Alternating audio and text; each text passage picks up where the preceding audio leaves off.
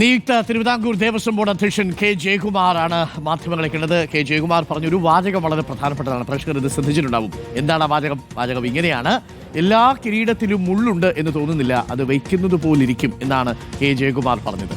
അതായത് വലിയ വിവാദങ്ങളുടെ സമയത്താണ് കെ ജയകുമാർ തിരുവിതാംകൂർ ദേവസ്വം ബോർഡ് അധ്യക്ഷനായിട്ട് വരുന്നത്. PS പ്രശാന്തിന് കാലാവധി നീട്ടിക്കൊടുക്കേണ്ട എന്ന് തീരുമാനിച്ച പശ്ചാത്തലത്തിൽ കോടതിയിൽ അന്വേഷണം, കോടതിയുടെ മേൽനോട്ടത്തിലുള്ള SIT അന്വേഷണം നടക്കുകയുമാണ്.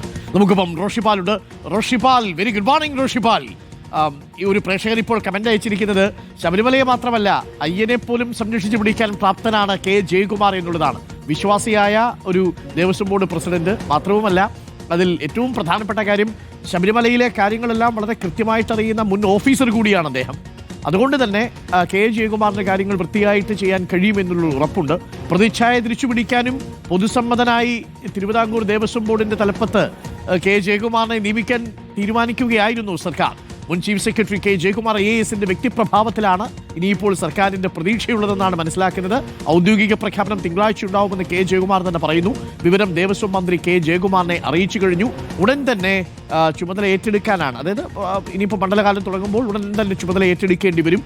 മണ്ഡലകാലം വൃത്തിയായി നടത്തുക എന്നുള്ളതാണ് ആദ്യത്തെ പരിഗണന. ബാക്കി കാര്യങ്ങളൊക്കെ വരുന്നത് പോലെ എന്നാണ് കെ ജയകുമാർ പറയുന്നത്.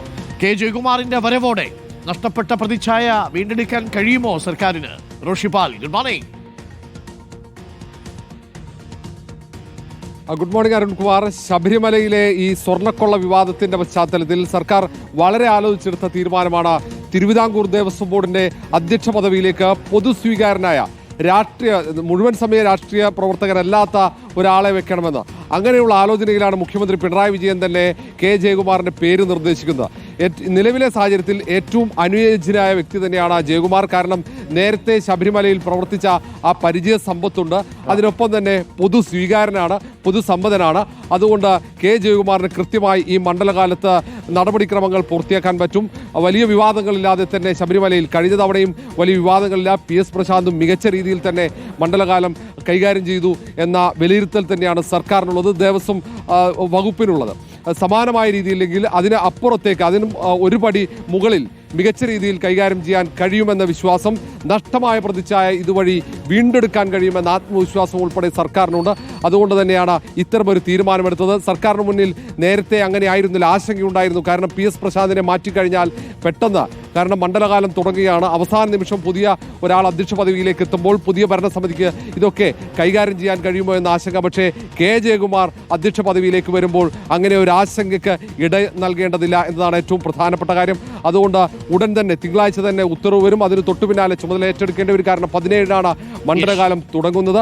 ഈ തവണ ഏറ്റവും മികച്ച രീതിയിൽ തന്നെ സർക്കാരിൻ്റെ 1-2 തെരഞ്ഞെടുപ്പുകളുള്ള സമയം കൂടിയാണ്. അതുകൊണ്ട് പ്രതിപക്ഷം രാഷ്ട്രീയ ആയുധമാക്കാനുള്ള സാധ്യത കൂടി കണക്കിലെടുത്ത് സർക്കാർ ഒരു തരത്തിലും വീഴ്ചയില്ലാതെ മണ്ഡലകാലം പൂർത്തിയാക്കാനുള്ള ശ്രമമായിരിക്കും കെ ജയകുമാറിന്റെ നേതൃത്വത്തിൽ ഇനി നടക്കുക.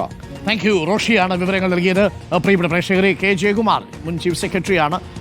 ഒരു തരത്തിലും വിവാദങ്ങളിൽ പെടാതെ വളരെ കൃത്യമായി ഏൽപ്പിക്കുന്ന ഉത്തരവാദിത്വം നല്ല ഭംഗിയായി നിർവഹിക്കുന്ന ഉദ്യോഗസ്ഥനാണ് കെ ജയകുമാർ. അദ്ദേഹം ഒരു വിശ്വാസിയാണ്, അദ്ദേഹം ഒരു കവിയാണ്, അല്ലേ? വളരെ നന്നായി സംസാരിക്കുന്ന K Jayakumar. K Jayakumar sir അന്ന് 2006 ശബരിമലയിൽ സ്പെഷ്യൽ കമ്മീഷണറായിരുന്നു. മാത്രവുമല്ല 2011 മുതൽ 2017 വരെ ഹൈക്കോടതി നിയോഗിച്ച സ്പെഷ്യൽ പവർ കമ്മിറ്റിയുടെ, ശബരിമലയിലെ ഉന്നത ഹയർ പവർ കമ്മിറ്റിയുടെ ചെയർപേഴ്സണുമായിരുന്നു. അതുകൊണ്ട് ശബരിമലയിലെ കാര്യങ്ങളൊക്കെ ജയകുമാർ സാറിന് അറിയാം. കാര്യങ്ങളൊക്കെ വൃത്തിയായി നടപ്പിലാക്കാൻ അദ്ദേഹത്തിന് കഴിയും എന്നുള്ളതാണ് മുഖ്യമന്ത്രി ഈ ചുമതല അദ്ദേഹത്തെ ഏൽപ്പിക്കാനുള്ള കാരണം.